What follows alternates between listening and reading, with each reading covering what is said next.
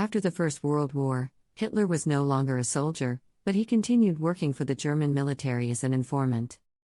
Therefore, Hitler was given the responsibility of infiltrating and reporting on any new political groups. After Hitler went to his first meeting with the Workers' Party, he realized that they were radical rightists with his extreme ideals. He resigned from the army to join them. At the party's highest levels, he was rapidly recognized for his outstanding public speaking skills, which dazzled the party's top brass and fans alike. His first order of business was to rebrand the party as the National Socialist German Workers' Party, or Nazi. While the Nazis didn't have a precise program, Hitler promised to overturn the Treaty of Versailles and unite all ethnic Germans into one nation in order to restore Germany to its former glory. As far as citizenship goes, he argued that only Aryan people should be able to do so. Jews would lose their citizenship as well. What set the Nazis distinct from other extreme right parties was Hitler. And the Nazis swiftly became the most powerful extreme right party in the world. Nazi Germany began with the ominous-sounding Storm Detachment to protect Nazi party meetings and frighten political opponents. They participated in street fights with the communists on a regular basis. There were a lot of jobless trained soldiers because of the Allies' need for a smaller German force. After World War I, the new democratic government was inept and weak. It began printing additional money in order to compensate the Allies for the losses they had sustained.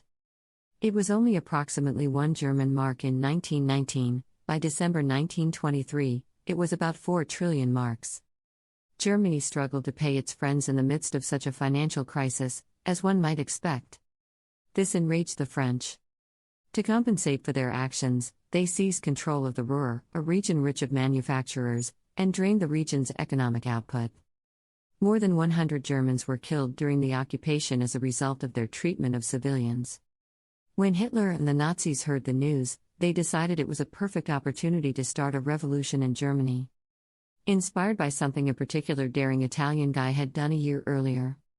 While marching through Munich with his followers, he hoped the cops would join him. They were not. Hitler was placed on trial for treason, and he was found guilty. Right-wing judges could have given him the death penalty, but they believed he was a kind person. Hitler was well acquainted with the judges and was confident in their leniency. In the end, he was condemned to merely 5 years in prison, of which he served just 9 months. And when I say prison, it was more like a beautiful hotel stay, with plenty of time for him to write a novel. He and his message had spread throughout Germany, making him a hero. The average German, on the other hand, was unimpressed with him. Only 2% of the vote went to the Nazis in the 1928 election. Many people were still afraid of him, but a fresh economic catastrophe would put an end to it all. America agreed to lend Germany money in order to assist them pay reparations. The Wall Street meltdown occurred in October 1929, and the United States demanded its money back. Germans were already feeling the pinch as a result of the tremendous economic hardship they faced. Joblessness shot through the roof. As a result, Germans were fed up with living in a state of deprivation. After a few days, it became evident that the new democracy had failed. Germans began to move to the political extremes as a result of the crisis. It was either the Nazis or the communists for every German who wanted to make a difference.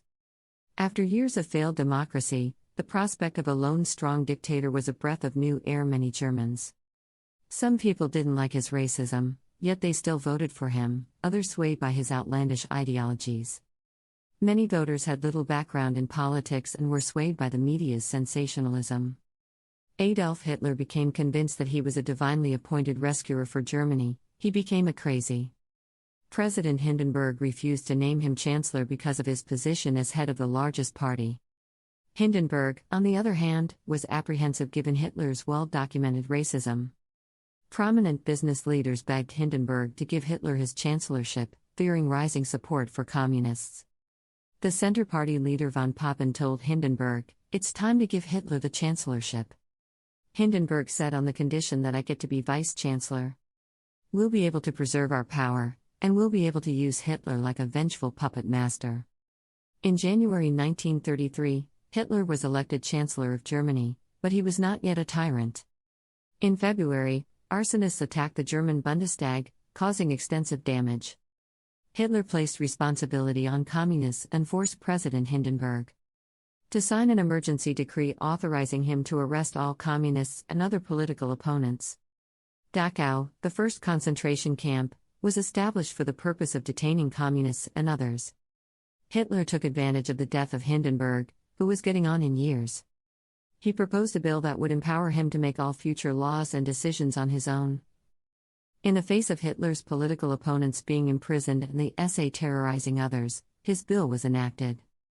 As the SA's commander desired, the German army resisted the SA's takeover of its responsibilities. That's why in June 1934, Hitler killed Röhm and a number of other members of his own Schutzstaffel, SA. To make things even worse, he used the occasion to settle some old personal scores. He was mistaken for someone else by politicians who had previously clashed with him, reporters who had written nasty stories about him, and even one person who did nothing. Even their own families were targeted in certain circumstances. The Night of the Long Knives claimed the lives of up to 200 individuals. After the Second World War, life in Germany saw a dramatic shift. Media, expression, and public assembly were all restricted. It began with Jewish companies being boycotted, and finally 6 million Jews were murdered in detention camps by Adolf Hitler. Many people were forced to undergo sterilization because of their physical or mental defects. The Hitler Youth was used to indoctrinate young people. As a result, it appeared as though everyone was in favor of the Nazis. Adolf was enthralled by German nationalism as a child.